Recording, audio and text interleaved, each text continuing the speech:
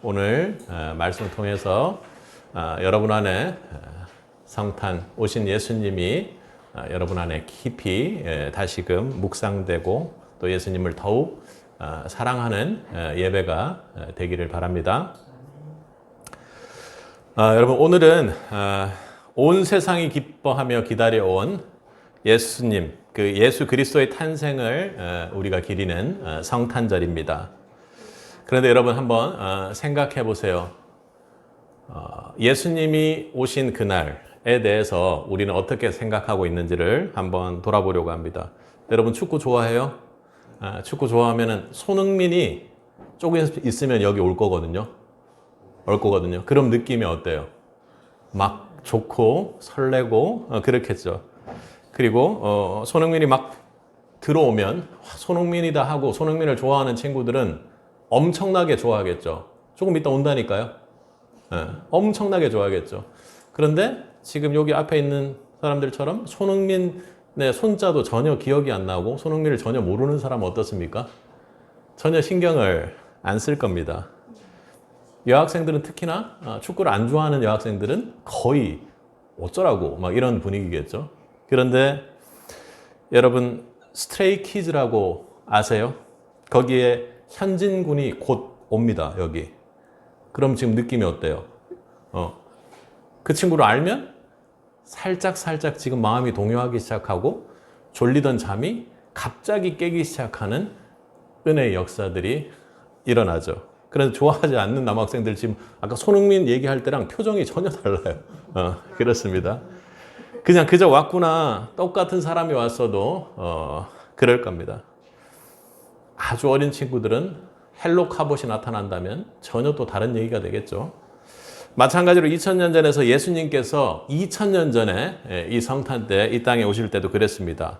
온 세상에 여러분들을 구원하기 위해 오신 예수님 탄생 소식에 모두 기뻐하고 즐거워한 것은 아니었나 봅니다. 오늘 우리 말씀을 통해서 그 사람들의 반응이 어땠는지 그리고 또 우리가 성탄을 맞이하는 모습은 어떤지에 대해서 함께 살펴보고 성탄을 맞이하는 우리 마음 가운데 하나님께서 예수님으로 더욱 채워주시기를 간절히 소망합니다. 성탄 소식에 앞서서 그 베들레헴 땅을 그 당시에 지배하고 있었던 헤롯 왕이라는 사람이 있었나 봅니다. 우리 2절과 3절을 한번 읽어보겠습니다. 유대인의 왕으로 나신 이가 어디 계시냐? 우리가 동방에서 그의 별을 보고 그에게 경배하러 왔노라 하니 헤롯 왕과 온 예루살렘이 듣고 소동한지라. 소동하는 게 뭐예요? 막 소동을 일으킨 거예요. 마음이 막 불안해서 떨린 거예요. 아까 전에 손흥민이 온다거나 또 아이돌이 온다거나 하는 그 반응하고 전혀 다르게 뭔가 위협을 느끼고 불안해서 떨기 시작한 거예요. 헤롯 왕은 본인이 왕인데 만왕의 왕이신 예수님께서 이 땅에 오신다고 하니까 혹 자기가 해를 당하지 않을까 두려움을 느꼈습니다. 그리고 또 예루살렘에 있던 사람들은요. 로마의 핍박 아래서 식민지 아래서 너무 힘들게 살았는데 예수님이 오니까 예수님이 우리를 분명히 구해줄 것이라고 하면서 완전히 또 마음적으로 소동을 일으켰습니다. 그런데 그 헤롯 왕은 베들레헴과 주변의 2살 이하의 모든 남자아이를 죽여야겠다 생각했습니다. 왜요? 예수님이 태어나서 자기에게 위협이 될까 걱정이 됐기 때문입니다. 여러분 쭉 밑으로 내려가셔서 16절을 한번 읽어봅시다. 헤롯 왕이 자기가 위협받을까 봐 이런 명령을 내렸어요. 함께 읽겠습니다. 이에 헤롯이 박사들에게 속은 줄을 알고 심히 노하여 사람을 보내어 베들레헴과 그 모든 지경 안에 있는 산의 아이를 박사들에게 자세히 알아본 그때를 기준으로 하여 2살부터 그 아래로 다 죽였습니다. 왜 그랬습니까? 왜 그랬어요? 나중에 살아나서 엄청나게 커가지고 자신에게 위협이 될 수도 있겠다 생각해서 그렇게 헤롯 왕은 죽이라는 명령을 내렸습니다. 그러니까 헤롯 왕이 예수님을 기다리는 마음은 어땠어요? 오지 말라. 오면 나에게 위협이 된다 하고 절대로 오지 말라 하고 예수님을 거부하고 심지어는 죽이려고까지 그렇게 했습니다. 또 다른 사람들이 있는데요. 우리 4절과 5절을 한번 읽어볼게요. 왕이 모든 대제사장과 백성의 서기관들을 모아 그리스도가 어디 나겠느냐 물으니 이르되 유대 베들레헴이 오니 이는 선지자로 이렇게 기록된 바. 그러니까 대제사장과 저하고 비슷한 사람이에요. 목사님처럼 성경을 잘 알고 말씀을 잘 아는 그런 사람입니다. 그리고 백성의 서기관들은 어떤 사람입니까? 좀 높은 위치에 있는 사람들입니다. 그래서 그 당시는 법이 또 유대인들은 율법이 그들의 삶을 지배하고 있는 말이어서 서기관들도 하나님 말씀에 매우 능통한 사람이에요. 그러니까 예수님이 어디서 나신대요? 태민아, 예수님이 지금 어디서 나신대요? 5절에 뭐라고 해요? 어디서 나신다고요? 맞아요. 베들레헴이라는 그 시골 어느 마을에서 난다고 말씀, 율법에서 그렇게 이야기합니다. 이렇게 이야기를 한 거예요. 그런데 그들은 어떻습니까? 그들의 모습은 예수님이 어디서 나오는지, 예수님께서 어떤 지역에서 나오는지까지 정확하게 알고 있는 사람들이었습니다. 그런데 이후에 나올 동방박사들하고는 달리 예수님을 찾으러 전혀 가지를 않았던 겁니다. 그러니까 예수님에 대해서 듣고 알고 내 머릿속에 있긴 하지만 결코 예수님을 만나러 가거나 예수님이 오신 그때에도 전혀 신경을 쓰지 않고 동방박사들이 찾아왔을 때 대답해주는 위치에 있었습니다. 그리고 예루살렘의 시민들은 어땠다고요? 아까? 그들은 소동했어요. 왜요? 내가 정말 죽을 지경이었는데 이 예수님이라는 사람이 와서 우리를 정말 구해주지 않을까? 정치적으로 나를 구해주지 않을까? 식민지에서 벗어나게 해주지 않을까? 이런 생각으로 막 난리가 났던 거예요. 사람들은 어떻습니까? 헤롯 왕은 여기 오면 절대 안 돼. 왜냐하면 내 자리 뺏길 것 같으니까. 서기관들은요? 예수님이 언제 올지 어디서 올지도 다 잘 알고 있었던 사람입니다. 그런데 어땠어요? 예수님을 결코 찾지 않았습니다. 그리고 예루살렘에 있었던 사람들은 어땠습니까? 나 좋으라고 나 편할 일을 생각해서 예수님 빨리 오셨으면 좋겠다 막 이렇게 하면서 소동하고 있었습니다. 그러니까 세상 사람들은 정말 어찌 보면 인플루언서로 예수님이 온다 하고 우리가 손흥민이나 그 아이돌을 기다렸던 것처럼 그렇게 예수님을 기다리고 있었습니다. 그런데 이상하게도 오늘 2장에 특이한 사람들이 나타납니다. 동방 박사들이 나타나서 질문을 하면서 이 일들이 시작됐습니다. 우리 1절과 2절을 한번 다시 읽어보겠습니다.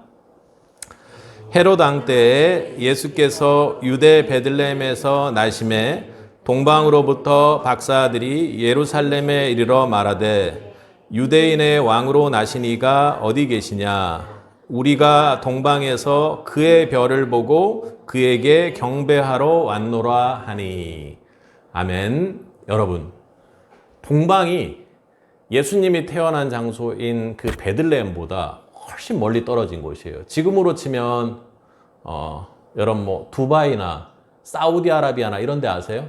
약간 그쪽의 지역에서 멀리서 온 거예요. 어디? 예루살렘 예수님께서 태어나겠다고 하는 그 베들레헴 근처인 예루살렘으로 이렇게 온 겁니다. 여러분, 그 가까이 근처에 있던 사람들은 찾지도 않고 오지마 하고 와 이제 막 나는 이제 다 살았다 하고 막 즐거워하고 소동하고 그리고 세상 사람들에 휩쓸려 가지고 저 사람을 우리의 왕으로 해서 우리가 이겨내겠다 막 이런 욕심에 그렇게 차 있었습니다. 그런데 동방 박사들은 어떻게 하러 왔대요? 예수께서 나심에 유대의 왕으로 나신 이라고 생각하고 그분을 예배하고 경배하러 그렇게 찾아왔다고 합니다. 여러분, 세상의 사람들과는 다르게 예수님에 대한 태도가 동방박사들은 전혀 달랐던 겁니다. 오늘 동방박사의 성탄에 대해서 우리가 믿음으로 함께 배워보기를 원합니다.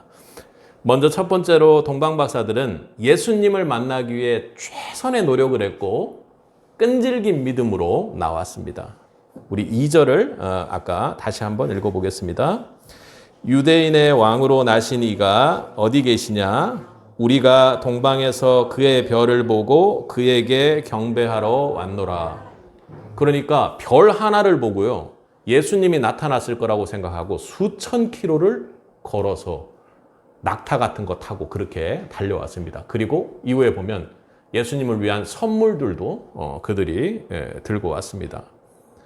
그들은 너무 먼 곳에서 고생이 많았을 것입니다. 그리고 길을 잃을까 봐 어떨 때는 별이 살짝 안 보이기도 하고 그러지 않았겠어요? 그러면 그들은 그 별을 잃어버릴까 봐 고민하고 마음을 졸이기도 했을 것입니다. 그런데 예루살렘에 이렇게 딱 도착하니까 별이 잘 보이지 않는 상태가 되어서 지금 그 왕에게 물어보려고 왔습니다. 그리고 유대의 왕이신 예수님이 난다고 하는데 하면 헤롯 왕이 얼마나 황당하겠어요. 내가 왕인데 유대 왕이 난다고? 그런데 동방 박사들은 그런 건 아랑곳하지 않고 다리가 아프고 힘들고 어려워도 예수님 보려고 그냥 그렇게 막 달려왔던 겁니다. 우리 7절과 8절 속에서 동방 박사들은 어떤 답을 얻었는지 한번 읽어보겠습니다. 그 위험을 무릅쓰고 헤롯 왕에게 물었던 겁니다. 함께 읽겠습니다. 이에 헤롯이 가만히 박사들을 불러 별이 나타난 때를 자세히 묻고 베들레헴으로 보내며 이르되 가서 아기에 대하여 자세히 알아보고 찾거든 내게도 고하여 나도 가서 그에게 경배하게 하라.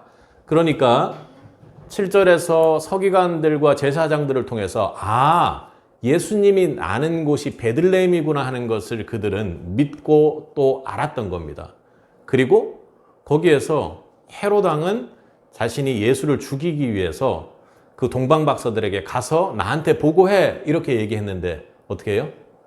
그렇게 악한 마음 속에서도 동방 박사들은 예수님을 보는 그들의 소망과 열정을 달성하기에 이르렀던 겁니다. 우리 9절과 10절을 한번 읽어보겠습니다.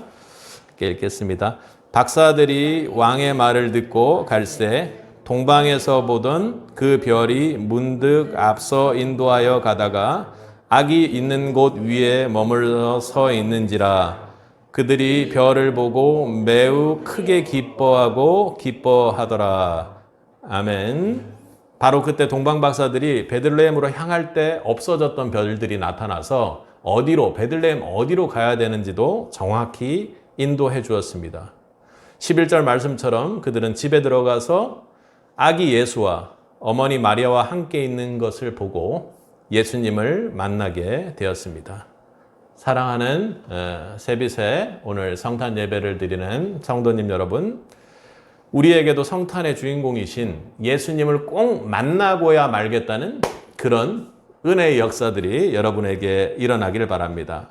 쉽고 편안한 그런 것 아니라 오늘 우리 성민이도 왔지만 다리도 아프고 어렵고 또 여러 가지 일들이 있을 수 있지만 잠도 오고 여러 가지 일들이 있을 수 있지만 매일매일 예수님을 만나려고 여러분들이 끈질기게 노력하는 노력이 필요합니다. 오늘 성탄이 주는 첫 번째 의미는요. 예수님이 우리에게 오셨습니다. 그분을 만나기 위해 믿기 위해 최선의 노력을 하는 성탄이 되기를 바랍니다. 동방 박사는 두 번째로 그것에 그치는 것이 아니라 아기 예수 앞에서 경배하고 보배합을 열어 존경하는 마음을 표했습니다. 보배합이 뭘까요? 선물을 준비했다라는 것입니다. 우리 11절을 함께 읽겠습니다. 함께 읽겠습니다. 집에 들어가 아기와 그의 어머니 마리아가 함께 있는 것을 보고 엎드려 아기께 경배하고 보배합을 열어 황금과 유향과 모략을 예물로 드리니라. 아멘. 동방 박사들은 경배했습니다. 마리아에게 경배한 것 아닙니다. 그리고 선물에게 경배한 것 아니고 헤롯 왕에게 경배한 게 아닙니다. 누구에게요?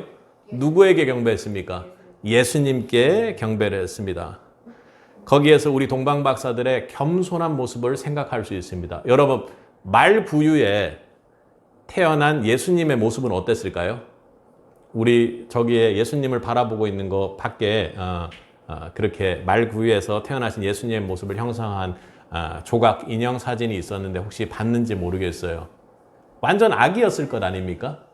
아기였을 거예요. 그런데 그 아기를 보고 만왕의 왕이신 예수님이라는 걸 믿고 경배를 했다라는 것입니다. 무릎을 꿇고 최고의 경의를 표하며 그들은 예수님 앞에서 경배를 했습니다. 그리고 또 황금과 유향과 모략이 담긴 그 보배합을 예수님께 아낌없이 바꼈습니다. 동방박사들이 왜 그런 선물을 했을까요? 존귀한 걸 자랑하고 싶어서? 내가 많이 가지고 있는 것 있으니까 여유로워서 그렇게 줬을까요? 아니요. 만왕의 왕이신 예수님을 향해서, 그리고 우리를 구원해 주러 오신 그 예수님을 향해서 그 감탄과 경배를 그렇게 가장 소중한 선물로 드리면서 헌신을 표했습니다. 예수님은 왜 그런 경배를 받고 선물 받기에 합당할까요? 우리 태민이와 성현이 그리고 여기 있는 모든 친구들을 예수님께서는 구원해 주시기 위해 성탄에 이 땅에 오셨기 때문입니다. 여러분도 예수님을 믿고 또 성탄의 예수님을 더욱 묵상하기 위해서는 이런 예수님을 향한 존경과 정성이 있길 바랍니다. 겸손하게 내가 내 스스로 무언가를 해낼 수 있다고 생각하지 말고 예수님 앞에 더욱 엎드리고 예수님을 끝끝내 경배하는 우리 세빗이 되기를 바랍니다. 세 번째로 동방박사들은요, 결국에는 예수님을 믿고 만나고 경배하고 거기서 끝나는 게 아니라요, 예수님의 말씀, 예수님의 뜻대로 행동하여 순종했습니다. 우리 12절을 함께 읽겠습니다. 그들은 꿈에 헤롯에게 돌아가지 말라 지하시함을 받아 다른 길로 고국에 돌아가니라. 아까 전에 헤롯 왕이 어떻게 했어요? 내가 베들레헴으로 딱 보내줄 텐데 베들레헴 가서 예수가 어떻게 됐는지 확인하고 와. 나한테 보고해. 이렇게 했습니다. 그런데 꿈에 하나님의 사자가 나타나서 동방박사들에게 뭐라고 한 거예요? 헤롯에게 절대 가지 말고 각자 원래 왔던 그 길로 돌아가라고 그렇게 얘기한 겁니다. 여러분 어때요? 누구 말을 따를까요? 헤롯 왕은 아주 무서운 사람입니다. 그 주변에 있다가 잡히면 바로 죽음을 당할 수도 있는 상황입니다. 그런데 동방박사들은 어떻게 했다고요? 그냥 헤롯 왕의 말을 듣지 않고 누구의 말을 들은 거예요? 하나님의 말을 들은 겁니다. 하나님의 말을 듣고 고국으로 그렇게 돌아갑니다. 여러분도 예수님을 믿고 또 성탄을 바라보고 또 그리고 예수님이 있다고 믿으려고 그렇게 애를 쓰는 가운데서도 하나님의 말, 예수님의 말씀보다는 다른 말씀을 더 들을 때가 있습니다. 인기 있는 사람의 말, 친구들의 말, 또 내가 생각하는 말, TV에서 나오는 말, 그리고 많은 사람들이 생각하는 말을 들을 때가 있습니다. 야, 헤롯 왕에 잡혀가지고 죽으면 어떡하려고 그래? 세상은 그렇게 조언할 수가 있습니다. 그런데 오늘 예수님은 여러분에게 다른 그 무엇보다도 진정한 왕 되시는 예수님의 말씀을 들으라고 그렇게 분명히 말씀해 주십니다.